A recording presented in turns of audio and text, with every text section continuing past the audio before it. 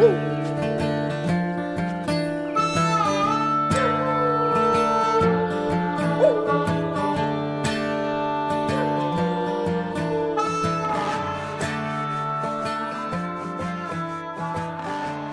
everybody, welcome to episode 72 of the Go Get Outside podcast. This is your host, Jason Milligan. Welcome back, welcome aboard.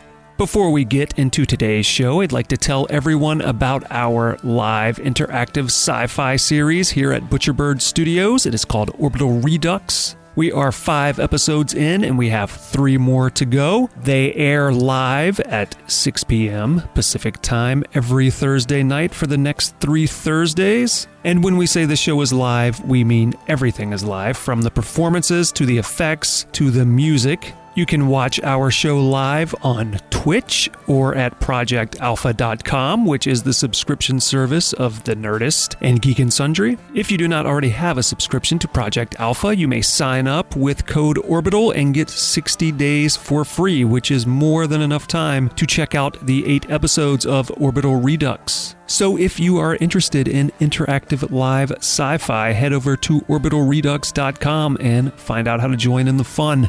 And speaking of fun, today's show is one of those fun shows. We are speaking with Lyndsay Hupp, self-proclaimed Jock Art Nerd Scientist entrepreneur. She has worked as a paddling guide in the Grand Canyon and is the accidental inventor of the Huppybar, a bar which she will tell you is the best thing you will put in your mouth all day. Lyndsay and I met at Buffalo Park in Flagstaff, Arizona earlier this year and sat down one morning to talk all about her life outdoors and her life as the business person behind the Huppybar. So let's go talk to Lyndsay Hupp.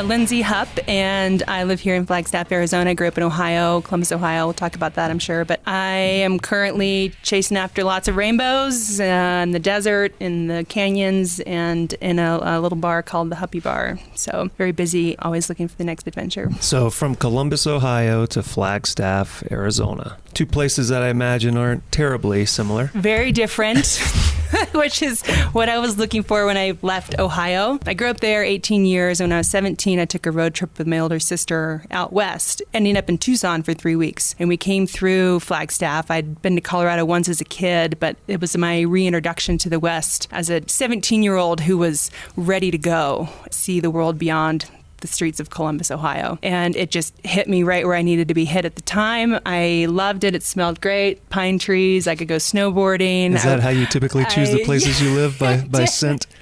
Yeah. It just had that feeling of, yes, I like this and I could do more of this. And I randomly ran into some people who had gone to school at NAU, Northern Arizona University, and encouraged me to apply for a graphic design program. After 3 more weeks in Arizona and in Tucson and seeing the Grand Canyon for the first time, it was just a no-brainer. And so I applied because I was right at 17 looking for schools, got a scholarship, and then bam, that was my ticket. It was kind of, the decision was made for me at that point. So how were the smells in Columbus, Ohio? I don't know. I'd been there for so long I couldn't smell anything anymore, but not as good as pine trees and fresh mountain air.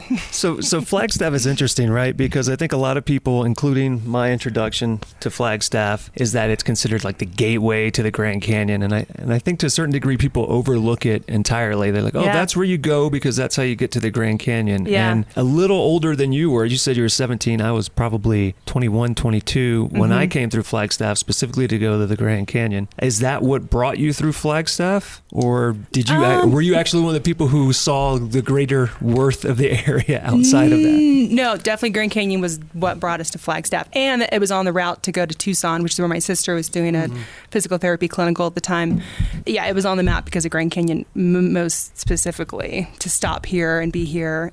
It's hilarious looking back now because my other sister and our aunt met us in Grand Canyon, and we all signed up to do a rafting trip in Grand Canyon. And we thought we were going whitewater rafting in Grand Canyon for one day. And I had no clue that that wasn't an option. No idea what the layout was. Did you only have one day to spare? Well, we kind of had like one day to do Grand Canyon, as you do, you know? Yeah. And so we looked into it further, and my aunt was like, this is a flat water trip that's not even in the Grand Canyon. I don't know if we're going to be into this. And we decided to not do it, which is funny. That's the Glen Canyon Dam Down trip, which I've actually guided now. I did a month of that at one point, so got to see it finally. But we decided to do an overflight instead and do one of those scenic tours over Grand Canyon. Is it a helicopter tour? It was an air fixed wing, like six-seater, just the four of us in there and the pilot, and had this incredible experience flying over, saw the confluence. I remember Vishnu Temple. Enya was playing in the headphones, so it was just this really surreal experience. And it's like, the smells of pine trees and the sounds of Enya were just overwhelming me. And that certainly played into my, the first little bits of the love affair with Grand Canyon. That's the only time I've ever had motion sickness too, is that flight. Yeah, so that was the first experience really that I had with Grand Canyon, that trip. So when you were growing up in Columbus, what was your life like? Were you getting outside there? Are you just walking around smelling random things, looking to the future? I was a little rascal. When I was a little kid, they said I wanted to throw me in the attic and lock the door and throw away the key. No, I was a good kid. I was very active though. We were very sports oriented. I lived in the suburbs of Columbus, Ohio, and we bounced around to a couple different suburbs when I was younger. One of the transitions was in middle school to go to a better school district and a better swim team, because we were swimmers most primarily. I was year-round swimming since I was like 8 years old. Swimming, I played t-ball and soccer and all these things, and mostly organized sports. My dad was national champion decathlete in 1971. He's actually going to be inducted in the Hall of Fame this September, Ohio State University, so shout out to him. But congratulations, Huppy Dad. Huppy Dad. He was a huge influence on our athleticism for sure. And so he helped to motivate us and introduce us to all these different sports, but it was most all organized sports, and I swam up and down a swimming pool most of my childhood. And then got into track and field. He was a decathlete, so it was a kind of a natural transition for me to look into that, and he helped coach me, and so we had a really great time. And I, did well, but I was pretty competitive, but I just didn't have a super hard competitive drive in it, and I just wanted to do all sorts of things. I actually ended up playing basketball as well in high school, had a lot of fun with that, so super engaged in sports throughout my youth. Never took a dance class, never did cheerleading. And then the other half of me was in art as well. So I was always a drawer, I was a painter, I liked to do the visual arts. And that led into a lot of my time in high school as well. I found myself torn between spending all this time being a varsity athlete, but then not really having the drive to push to all of my time into that corner. So I was also looking into my art discipline, and actually went to vocational school in high school for art and design, and got some scholarships to colleges and did well with that, but ended up actually not even pursuing that in college so much. So you're a bridge between two worlds that don't always coexist peacefully together, the jock world and the artist world. No, I know. You get to be that bridge. Oh, and then I went to school for biology, so throw a little drop of science in there, and then you're... Did you bring peace to your entire school? Yeah, totally.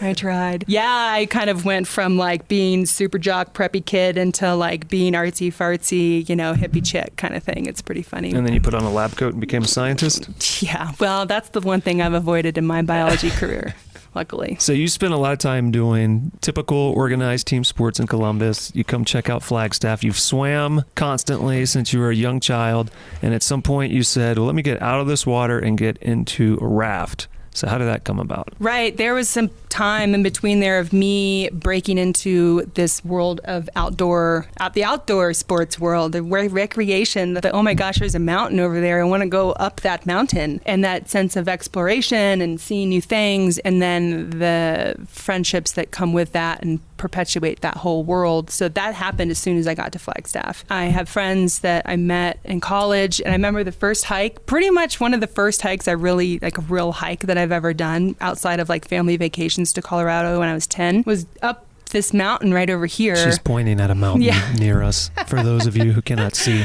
It's right behind us, Mount Eldon. It's called the Heart Trail. We all nicknamed it the Heart Attack Trail because it was quite vertical. I remember we had talked about doing it when we were drunk one night. It was like freshmen in college. And then did it the next morning because we were like, we're owning up to it. It's not just drunk talk. So we went up and hiked it and kicked our butts. But it was just like, all right, I'll have more of this, please. Thank you.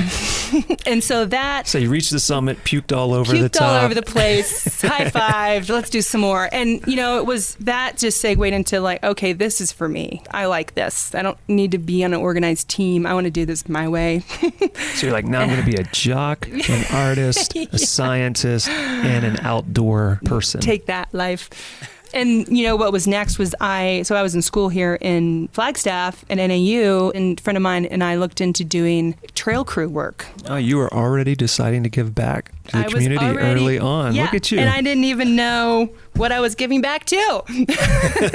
But it was more about, I was just ready to be outside and do something new. And I was strong, I was capable, I like to have fun, and I didn't know where to start because I was just like, what's a backpack and how do you even put it on? So I applied to a couple different youth corps. One of them turned me down, the local one here, and I was like, what? Have you gone back since? Yes, and they hired me, and anyway, but that came later. But the first one was the Southwest Youth Corps up in Durango. Vallecito Lake is where it was at the time. And that, I think, was the most instrumental thing that I've ever done in my life on my own accord to build the foundation for my future life. It made me push myself in ways I'd never pushed before. I mean, as an athlete, you do that in the pool or in the track, but this was a different way of pushing. I mean, if the 70 days that we were out working, 50 some of those days it rained. And it was cold, and we were in the mountains, and it was just hard work, the hardest I've ever worked, even to this day, physically. And the friends that I made and how much fun that we had and the lessons I learned about work ethic and like, you get out what you put in and the sense of accomplishment, the feeling of pride, really, when you do something really cool. And we were in this incredible place. We were working on 13,000-foot mountains in Colorado and building these trails that people were using to get to these incredible places. And like, this is rad. Love the hell out of that and have made some incredible friendships. When it came to the end, I knew that I wasn't going to do that forever. Because it's really hard. It was too tiring. 70 days, you said? Not that I didn't like that part of it. It's just that I knew that 10 years into this, I would be a crippled old woman, and I was like 19 at the time. So it just wet the palate for everything else. And I did another season around northern Arizona area. So how does that look? Explain it to us a little bit, because you said it lasted for 70 days, right? Right. So is that 70 days hiking out and coming back to civilization, or 70 days staying in the backcountry working on things? We generally did about a week at a time. So we stayed as a unit the whole time, and we traveled in a van. It's like there was anywhere from 5 to 7 of us traveling in a 15-passenger van with all of our stuff throughout that 10 weeks. And we would come into town periodically, usually every weekend, to do laundry, get more food, things like that. But more or less, we would be out in the field somewhere, either van camping or hiking in somewhere to do work for that week. Or sometimes it would double into 2 weeks. One time we went up into the Collegiate Peaks in Colorado for 2 weeks and worked up there out of backpacks and built trail. So this is carrying probably backpacks with all of your gear also that you need. So yeah. Shelter, food, all of that. And then all of the trail maintenance tools. Yeah. Which I imagine were even heavier. Oh, totally. I mean, it's just hilarious to look back on it and like what we were doing. It's just like, whoa. And not even really bad an eyelash because I was 19, A, and B, everybody else was doing it. So you got to do it too. And C, it was kind of fun. I kind of liked it. Sometimes we would hike like 8 miles to work and then work for 8 hours and then hike 8 miles back. And then eat 14,000 calories and then go to bed and do it again. I couldn't eat enough. I lost weight at the end of the season. I was just like, it was incredible. And that I've encouraged any young person who's come to me and kind of look for direction on like what to do, where to go, especially in that high school, college zone. I just point them right to some kind of a youth corps or like a trail crew or go get your work ethic figured out. Go get your... Yeah, how do people find that? I found it in one of the advisement offices in the forestry building in Flagstaff. I mean, now sure you could pull it up online. So, I mean, would you just search for youth corps or trail maintenance? Or? Yeah. It's funny because years after that, I became friends with a lot of the Grand Canyon Trail Crew people and learned how much they got paid to do trail crew, which, I mean, they're not making millions, but they got a heck of a lot more than I got paid as a youth corps in Colorado. So they're not all created equal. Joined your local trail maintenance union before However, you applied National for a job. Park Trail Service, trail crews are going under other pressures right now. So I'm not sure how that's looking at this point due to funding issues. But regardless, I'm sure you can just go online and say youth corps, trail crew, maintenance, trail maintenance, something of that nature. Or even there's a couple organizations here in town that are doing lots of trail work where people are getting paid. And then also there's tons of opportunities to volunteer for that stuff too. Because it is giving back. It's like, we got to put some time in. Nice. This mosquito been driving me crazy. I just killed it. Wiped its blood and my own blood all over this table. So you realized, okay, I can't do this forever because one day I'll get older and my knees will hurt and I'll get sunburned all the time. I'll pass out from exhaustion eventually. So where'd you go from there? Well, I was into my college career at this point. There was a summer of, I don't even remember what I did. I think I just goofed off in Flagstaff and worked around town and had fun here. And then 2 years later, I did another season of trail crew here in Flagstaff. And then after that, I was kind of looking to spread my wings a little bit and go elsewhere for school. And I ended up going to Hawaii and doing a year over there. Well, I did half a year of school and then a half a year surfing. That was going to be my guess when you said half a year. And as soon as I showed up there, I was like, you've got to be kidding me. People go surfing? Like, what? Can you smell this place? It just smells delicious. This is for me. So I just fell head over heels for that, of course, for a certain amount of time. And then the mountains were calling again. But it was a transition of kind of looking for things to do. I was getting ready to graduate college. And I had, in that time, one of those summers, I did my first river trip with a good friend of mine from Flagstaff here. Ran into her at a bar, and she's like, you should come on a trip. And I'm like, what's that?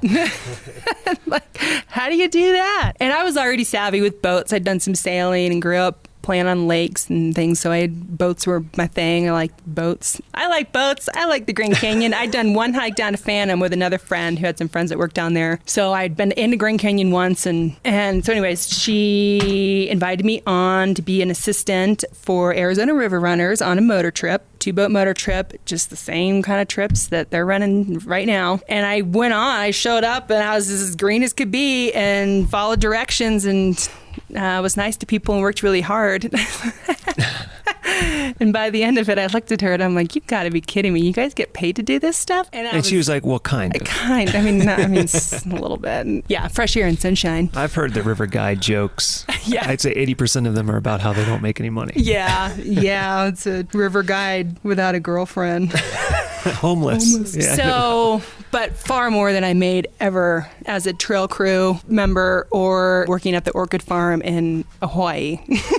So it sounded like millions of dollars to me at the time. So yeah, she was like, you should totally get a job here. And then I got encouraged by other people. And so in that time of like the next summer, I'd been to Hawaii and came back. And the next summer I ended up getting on with some other people that were connected with her in that river trip that invited me on their trips to be an assistant because they knew that I could work hard and get along and have fun. And those were the 3 big ingredients that you need to be able to do to get a job. And how many days are these trips that you're going on at this point? Those were just your classic motor trip. They're end to end. They're like 9 or 10 days. And when you say motor trip, do you mean they're motorized boats? So yeah, in Grand Canyon, we have the rowing or the paddle option, and then there's the motor boat, which are these like 35-foot long rafts and about 15 feet wide, and they have a little 30 horsepower motor engine on them in the back. That's how the boat's powered and how we steer. About 16 people pilot on the boat, and there's 2 boats per trip that go downstream. And I don't know the numbers as far as how it breaks down with passengers going downstream, but it is a large portion the way that commercial passengers go downstream in Grand Canyon. And it was a totally foreign thing to me at the time. This boat would look crazy. I had no intention of ever thinking that I could ever drive one or what, but I knew that I could be a swamper. I knew I could be an assistant. I'm like, I'll do that. I'll go play at waterfalls and give people sodas and cook pancakes. I'll do that all day. That's way easier than doing trail crew. Or my next option that summer after I graduated college with a biology degree, I was kind of going to go one of 2 ways. Either I was going to look into doing wildland firefighting, because I thought I could just do a season or two of that and kind of live that life a little bit. The other was this if the river thing worked out. And either water or fire, one or the other. Either so intensely warm or relatively comfortably cool. There's a lot of similarities with the nature of, well, not really. A lot harder to get burned on the river. Yeah. Firefighting is far more physically challenging. So is this the first time you would hit whitewater? No, I'd done little day trips as a kid. So you were at least aware somewhat of what you were in for. I was aware of what a rapid was, but on that trip with her in Grand Canyon, I might as well have been my first river trip. Yeah, my eyes were like fully engaged, open the whole time. My jaw was dropped the whole time. I mean, I was pretty speechless about the whole thing. So how long before you took a swim? Well, on purpose or unintentionally? When did you get thrown from the raft? What happened first, my flip or the first one was I flipped my oarboat. There are 2 times that I've been unintentionally thrown into the river in Grand Canyon. And one of them I flipped my boat in Dubendorf Rapid, which is not a place that people flip all that often, but I just had the right little recipe that day. Look, you want to be unique. We understand this. And that's actually the first YouTube video that I ever saw was Passenger uploaded the video of me flipping in Dubendorf, and I looked at it and I was just the very first YouTube video? I was so far from any of that stuff at the time. I didn't give a rat's, but I'll check that out. Like, I want to see my flip. I just think it's amazing that the very first YouTube video you ever saw was of yourself. It was. I otherwise had no real need to go on there, and it was pretty new. I mean, that was 2006, maybe 5. My first full season of guiding was 2004. No, it was later than that, maybe 7. It was a little while ago. That was the first, you're going swimming whether you like it or not. And then one other time, House Rock Rapid tossed me out. But knock on wood, I'm leaving tomorrow for a trip, so let's not talk too loudly about all these things. I think one of the things that people don't realize, if they haven't been in whitewater, is it's super fun while you're in the boat. Yeah. And then intensely terrifying if you're unintentionally out of the boat. Well, yes. Yeah. Or if you don't have your wits about you, certainly. If you're panicking, for sure. I mean, I had the wherewithal to know that I was going to be okay, although I was not happy with my situation. It was like, we're going to be okay, but this does suck right now. Kind of a feeling. And you've got to flip the boat back over too, and right? then you got to flip the boat and all those things, which is part of the deal. So I didn't get too bent out of shape about it. To flip an 18-foot fully loaded Grand Canyon oar rig is a little more of a deal than flipping like a little paddle boat or something. So I imagine you're probably carrying gear in there as well, right? Oh yeah, I mean, it was a 13-day trip. Miraculously, I lost one flip flop and I lost my little bilge pump, and other than that, everything was good. It was kind of like I was just testing my rig, I'm imagining you for the rest of the trip with one flip-flop on and one barefoot. I know, I'm just sulking in the corner by myself. No one to get on my boat. There's 2 passengers. One of them was totally freaked out, ashen white. The other one was going to pay me $1,000 to flip in the next rapid because he had so much fun. And I was like, that's not happening, but thanks for your enthusiasm. Do you get more tips when you flip the boat? Yeah. Oh, they love it. Actually, I should not talk. I'm leaving tomorrow for a trip. Things will be fine. You've stuck with this, right? Uh-huh. So this was somewhere between 2004 and 2007, and since then you've continued to do this. So how did that evolve? What kind of trips are you leading people on now? I mean, as far as my guiding career, I fully immersed myself in Grand Canyon. I haven't really worked as a guide and gotten paid per se anywhere else. I haven't really cared to be perfectly honest. When I'm done guiding for the summer, I tend to not want to guide for a little while and just go do my own things. I was full-time guiding there for 10 years and trip after trip after trip. Some people in their guiding careers, they do jump around a lot, especially river guiding, because rivers flow at different times or there's their own short seasons, so you have to bob around to get this full schedule and live a life. But I just fell right into this Grand Canyon world. So in a lot of ways, I feel really fortunate in that regard. It was as much about running a river, but maybe even more so about being in Grand Canyon. Rivers are amazing and awesome, and I love going down them, but the Grand Canyon is the only place like it in the whole world. I've never gotten tired of being there, and to be in that place and to show people that place has been more important to me than necessarily fulfilling any wild river guiding dreams anywhere else, I guess. You're getting a different experience, right? Because you're inside this enormous canyon with these walls that rise as high as a mile or more above the surface of the water. Like you were saying, you can't really take a single day trip Yeah. So you're taking people for multiple days, giving them a camping experience below the rim. Some of these trips, right, go as long as 20 days, 21 days, something like that? Yeah, there are private permits that go in the winter. I think if you went all the way to Pierce Ferry, you could do, I don't know what it's up to now, maybe 25-ish days, somewhere in there. So almost a month. But even on that shorter end, people have to sign up. They can hike in or out and do a 3 or 4 day trip on a motor trip, which I don't recommend because I think you should go for a longer period of time. That's just warming up, right? Oh, it's just, I mean, you just don't even know what just happened to you. Yeah, that's part of the deal. Like, you're with these folks, you're having this experience for at least a week, usually. That is like just enough time to get people starting to kind of like let her go and kind of feel a little bit about what it's about to be in a place and let it just kind of do its thing and let yourself go a little bit and stop worrying so much and take a few breaths. And like this whole transformation that happens with people, I'm not going to say it's happened to everybody, but it sure happens to a lot of them. Give us some examples of some of those, what someone was like on day one and the difference by the end. Okay, here's one that's popping out in my brain. All right, great. It's probably the best one. Yeah, well, there was a woman, I don't remember her name, where she was from or anything like that, but it was a motor trip that we were doing. It was she was going to be on for 7 days. It was night 1. We were camped on River Ride North Canyon, mile 20. And it was evening. We were called over. The guides were called over to her. Her husband was involved, and she like had this breathing issue and trouble breathing. And it was basically presenting as this anxiety attack. And she was concerned that she was not going to be able to breathe and all these things. And it was this presenting as that if it was this life-threatening emergency. Do you think it was that she was overcome by the whole experience, or maybe fearful of what was to be ahead? Well, I guess anxiety attack weren't the words used at the time. Basically, she was faking it. I'm not gonna lie, she was faking it because she admitted to it later. She was really nervous about the whole thing. She didn't want to be there. It was like we'd had a half a day on the water. We didn't get on the water until like 10, and she was just really freaked out, didn't like it. I think she'd been talked into it by her husband or something like that. I'm sure that's not the first or last time you've heard that story. Nope.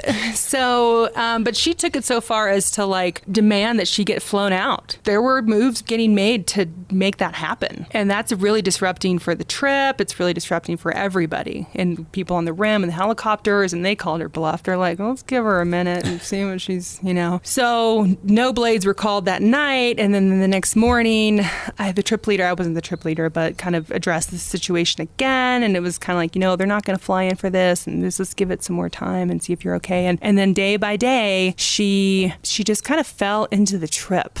And by the end of the trip, sometimes we do a little kumbaya at the end, which I really love because I love to hear what people think about that experience. And if they can get it out in the moment, then it's like the best time for us because we're with them. Tears. She was just overcome with this transformation that happened with her and how the place affected her. I think she was in a hard place in her life. And it just like by the end, she was teared up and just sad to leave. And that was just like a 180. And that's like, the instance of her being really scared and nervous and then just completely surrendering and letting go and having the time of her life.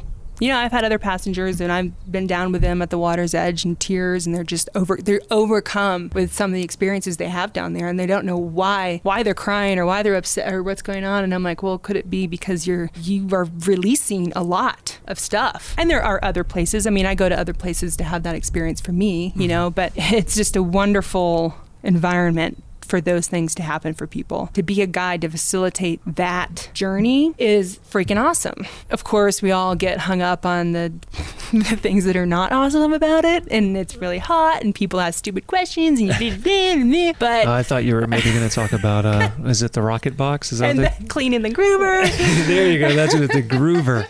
That would be a place where people leave their excrement that has to follow you along the way, right? Yeah, that's definitely not the glamour job. It's not all glory out there. No, I mean, just like anything, there's these terrible parts of it and parts of the job that are just like, ugh. That's the stuff, that as a guide keeps bringing you back. That and being in Grand Canyon and being on water, period, are good enough for me, for being a guide.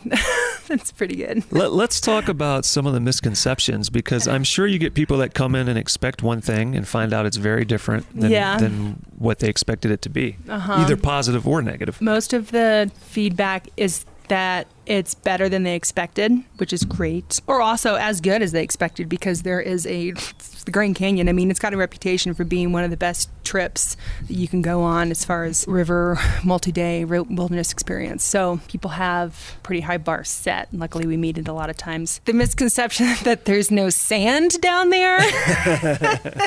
There was this one time, night 2, and it was in the spring, and it was windy as all get out. And they had just done a big pulse flow that spring, I think. So there was this fine sediment on all the beaches from when they flooded the river, and it got really windy. All that fine sediment was just everywhere. And we were trying to cook dinner, and his sand is just in every orifice and just dinner blasting. Is 30% sand. Oh my God. This woman comes up to the kitchen and she's like, "They didn't put sand in the brochure." I was like, all right, next time I'm going to send some sand back to the office, put a little sand in each brochure and stuff like that. People just don't understand what kind of environment they're getting into, that it's actually like raw. This is not Disneyland. Or they think that it's managed with signs and campgrounds or even like lodges.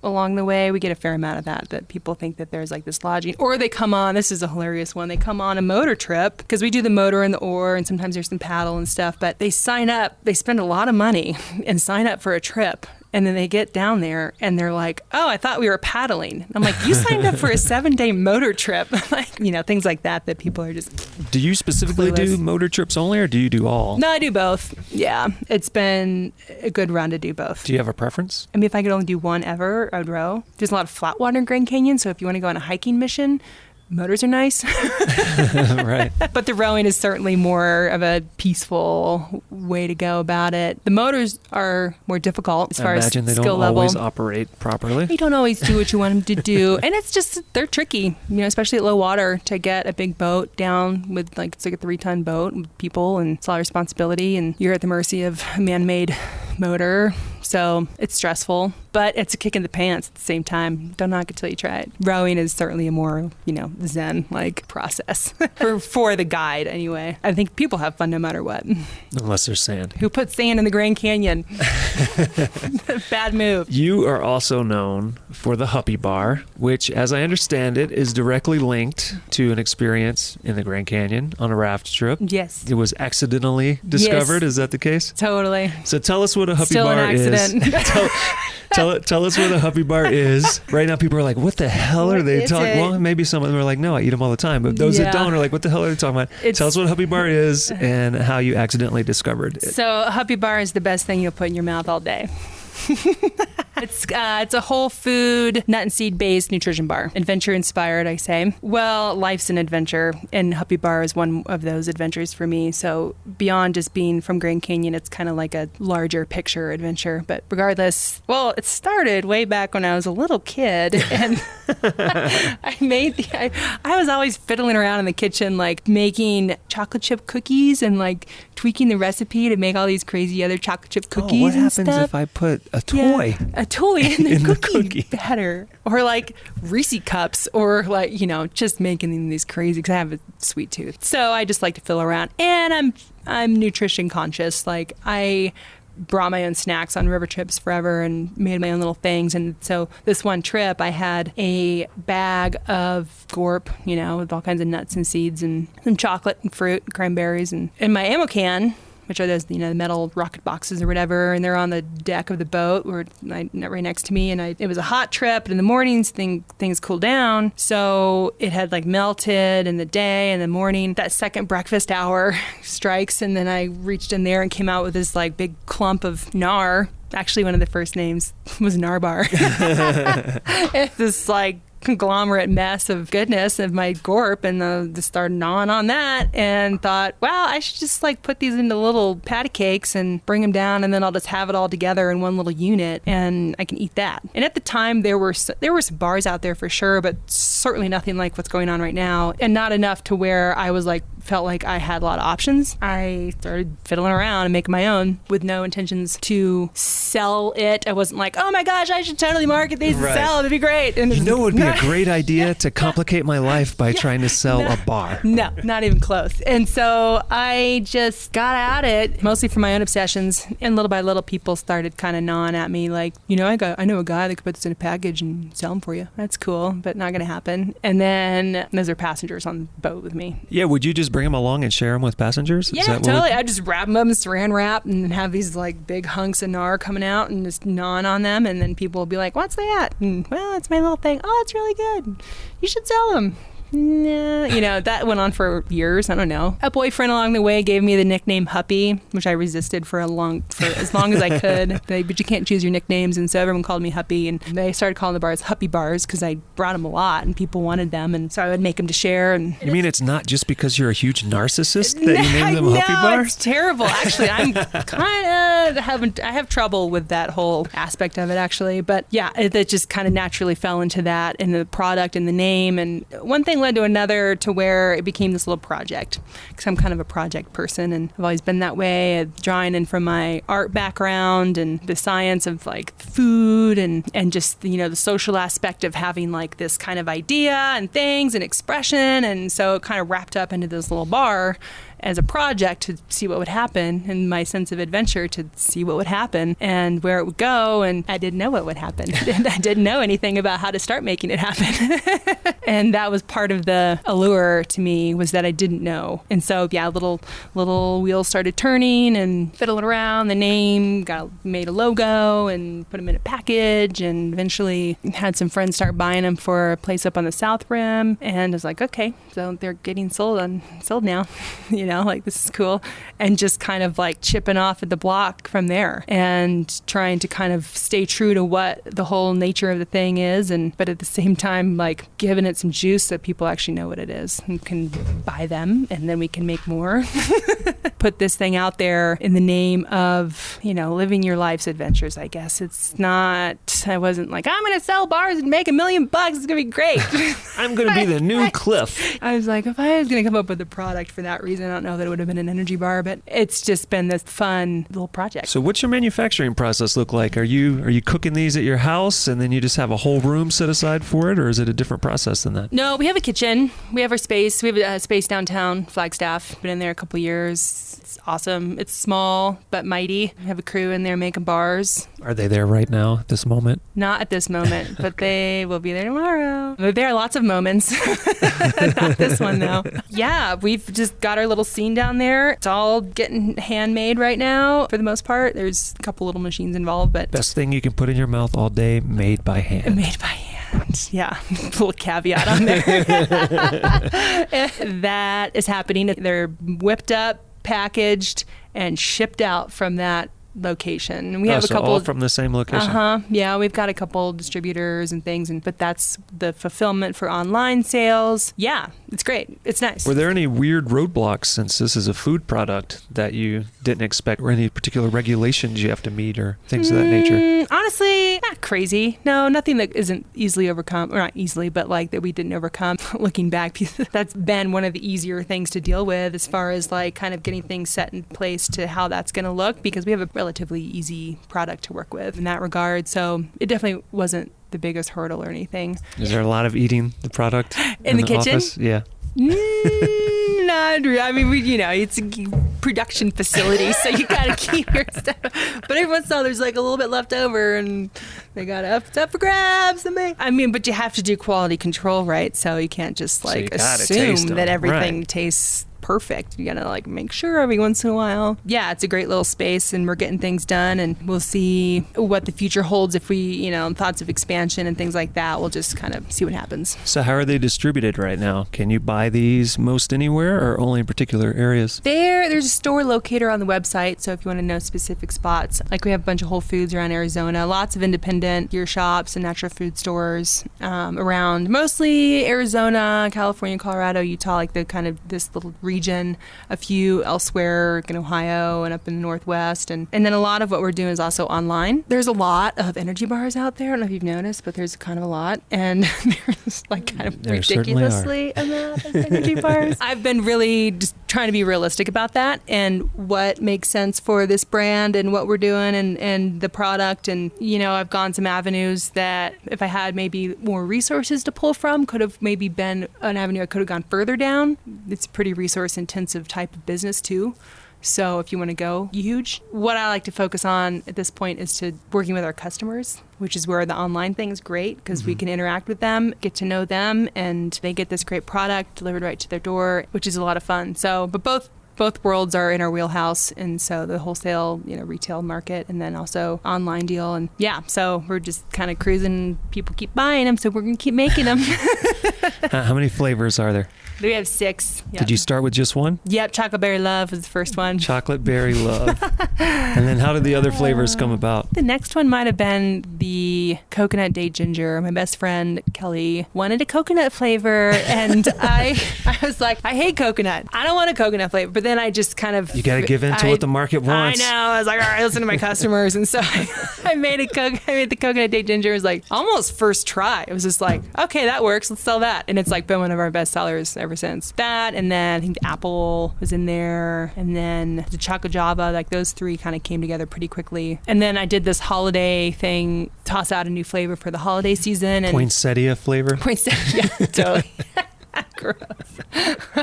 Aren't they poisonous anyway? Oh, probably, yeah. Some little red leaves mixed in there, no big deal. Yeah, I had like chocolate cherry and all these other flavors. And then the pecan orange spice was the winner of that little season's contest for new flavor. And so it stuck. And then the newest one is the Arizona Trail Bar. Just rocks and dirt. It's just rocks because that's all we got here in Arizona. Just dirt, rocks, sunshine. It's hot. Makes you really get hot when you eat it. You're really selling this one, this new flavor. A little bit of Grand Canyon magic sprinkled in a little sand. Yeah. No, but it's super cool because it's the official energy bar of the Arizona Trail. Oh, so nice. A portion of the proceeds are going to go to the Arizona Trail Association, so the maintenance and preservation of the trail, which is an 800-mile national scenic trail, goes from Mexico to Utah through Arizona. Badass. I busted my ass on my bike on part of it yesterday. Yeah, it's actually like right next to us right now. It features some Arizona grown ingredients. They're not all grown in Arizona, but some. And then one key is the mesquite flour, which is ground up mesquite pods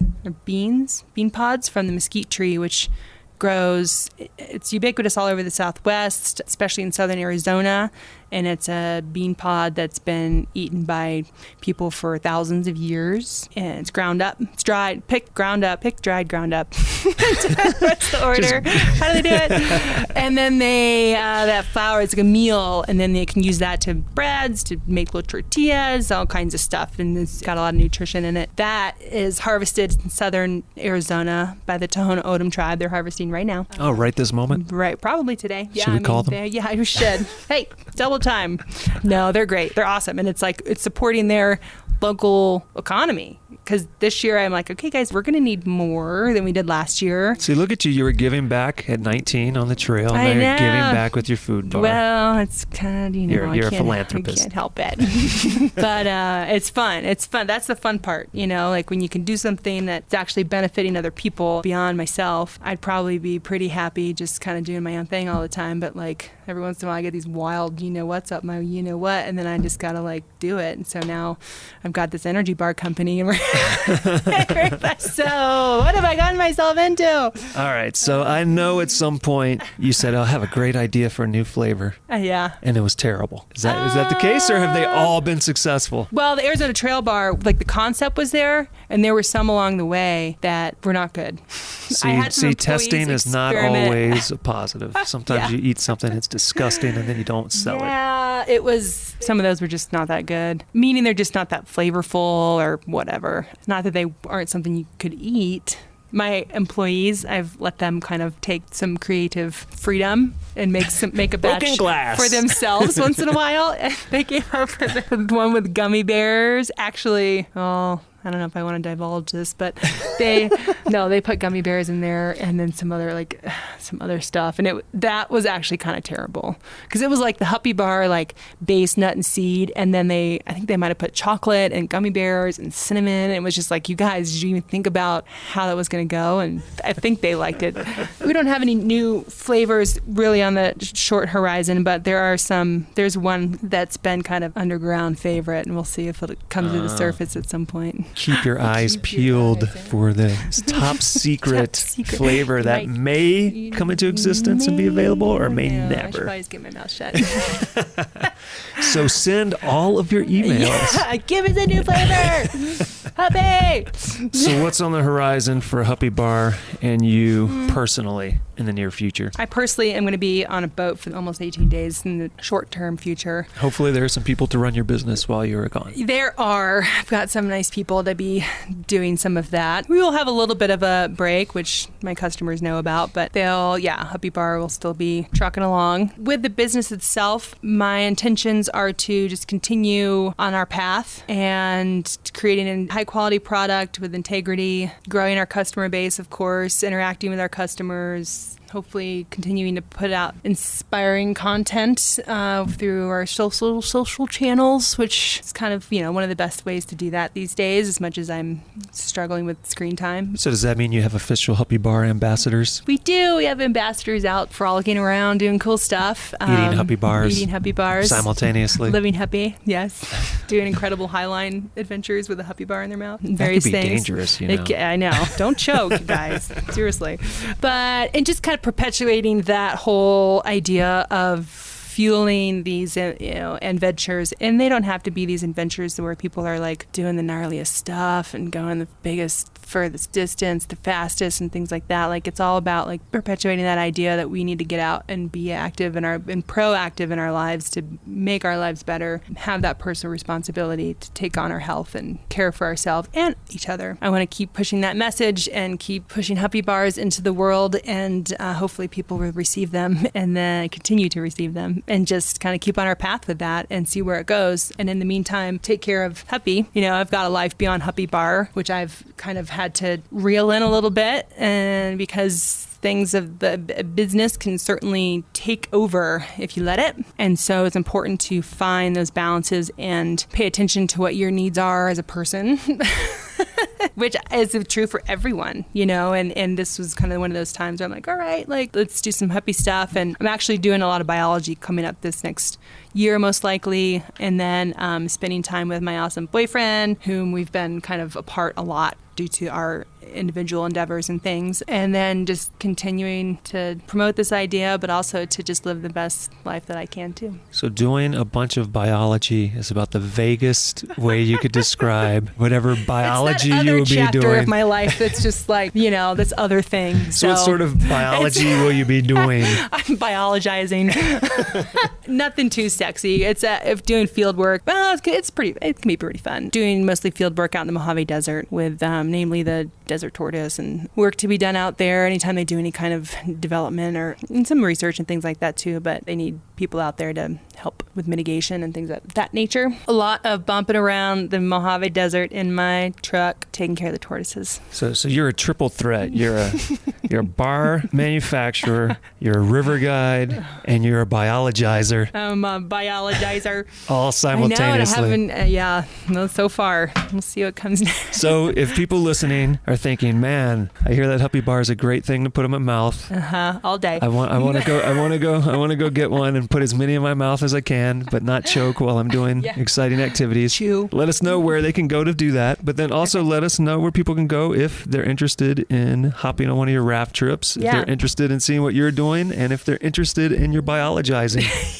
See if you can remember all of those. Where do we begin? Huppybar is Huppybar, Huppybar.com. So you can go to the website, and that can just funnel you into anywhere you want to go. And I'm going to assume there's Instagram, Facebook. We have Instagram and Facebook. I don't do really anything else. We use those channels. It's at Huppybar. You can hashtag Huppybar, Live Huppy. Info at Huppybar is the email. So info@huppybar.com. That can come to me. That's the easiest way to get a hold of us if you need anything. But huppybar.com, there's an online store there. You can order bars there. Which flavor should they get? They should get the variety pack.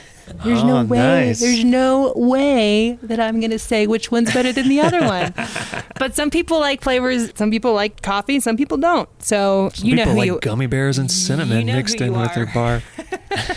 I love when people are like, God, this coffee one, I just don't like it. I'm like, do you drink coffee? Do you like coffee? No, I hate it. Then why did you're not going to like the coffee flavor? Anyway, so huppybar.com is going to have like that's going to get you everywhere you need to go. Arizona River Runners is the company I typically work for. They have a sister company, Grand Canyon Whitewater. Can people request you specifically for their trips?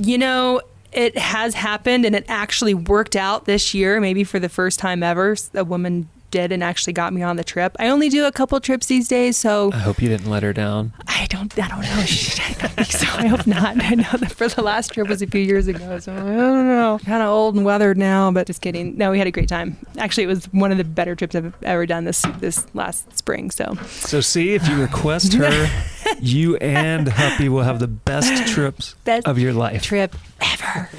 Coming up, starting tomorrow. Contact us. I am all about chatting it up. Or if you have like some really cool adventure that you want to go on and you need some fuel and you want to maybe give us a little snippet of a story about it when you come back that we can kind of share. I like that stuff. Like I like getting the bars out there into people's hands to go use them. And then I love storytelling. So if you have a story to tell about it and then we can share that, then that's worth it to me. So I kind of throw that out there to people. And we have ambassadors and programs and stuff that people can reach out to us about too. And can people follow along on the biologizing, or is that secret stuff they just have to find out later? Exciting. How do you know? Someone listening right now is like, all that other stuff they talked about, boring. It's not. I wish they talked about biology more. Tortoises are actually very, very, very cool animals. But I just keep that one to myself. All right. So secret biology work, but you can follow at Huppybar and elsewhere. Yeah, there's enough going on. So what I like to do here at the end of the show is always put the guest on a spot. Oh, boy. Is there anything we haven't talked about you want to talk about really quickly? Or is there a final thought you want to leave the audience with? Something profound. Oh, goodness the most wonderful thing you've ever said in your life. So profound. I don't want to sound too cliche-ish when I say this, but I think it's really important for people to try new things and to put themselves out there and to be passionate about something and to go climb those mountains, whether or not you think you're going to get to the top. But if you have an idea for an energy bar, don't do it. Yeah, just send the idea to Huppy and help her out. Yeah, thanks. Yeah. No, that's funny. But just go for it. Just quit.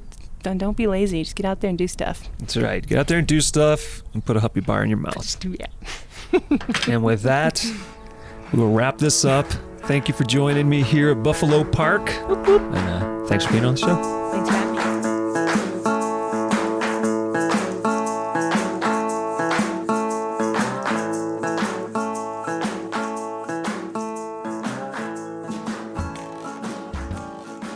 So I have personally tried every flavor of Huppybar at this point in time, and I am sure you are all waiting with bated breath to hear which are my favorite flavors. And Lyndsay, you may be surprised to find out that the two flavors I liked the most were the Arizona Trail Mesquite and the Coconut and Date Ginger Bar. I know that coconut bar was one that she was coerced into making, seeing as Lyndsay is not a fan of coconuts herself, but I will tell you that you have a damn fine bar in both of those flavors. So if you're running out to buy Huppybar, can't go wrong with any of them, but I definitely say get the Arizona Trail Mesquite or the Coconut Date Ginger Bars. And now would be a great time to run to your internet machines to go to gogetoutside.com and check out the show notes for this episode 72 with Lyndsay Hupp. There you'll find photographs and links to various places, including huppybar.com, where you can buy an Arizona Trail Mesquite bar of your own. Unfortunately, when you go to gogetoutside.com and look at this episode, you will not see video of Lyndsay flipping in the Dubendorf Rapid because despite my best efforts, I could not find that video on YouTube. I came across other people flipping in that rapid, but I could not find Lyndsay. So if somebody listening finds that video and wants to share it, send it to us here with the show, because I'd love to take a look at that. And how would you go about sending us that video? Well, there are a number of ways. You can send us an email, go@butcherbirdstudios.com, or give us a call, 818-925-0106. You can leave us a voicemail or send us a text at that number. And if you would like to do us here at the show a great big favor and maybe give me a gift for my recently passed 41st birthday, then why don't you run to iTunes, Stitcher, wherever you consume this show, subscribe, leave us a rating and a review, and share the show with someone who wants to listen to this middle-aged man talk to people about the outdoors. This episode of the Go Get Outside podcast was produced, recorded, and edited by me, your host, Jason Milligan. Additional help came from Griffin Davis, and as always, this show has been brought to you by Butcher Bird Studios. Next time on the show, come back November 16th, we will be speaking to Adam Haydock. He is an expedition cave diver, canyoneer, rescue technician, dive master, and photographer. So join us as we journey underground with Adam Haydock. See you then.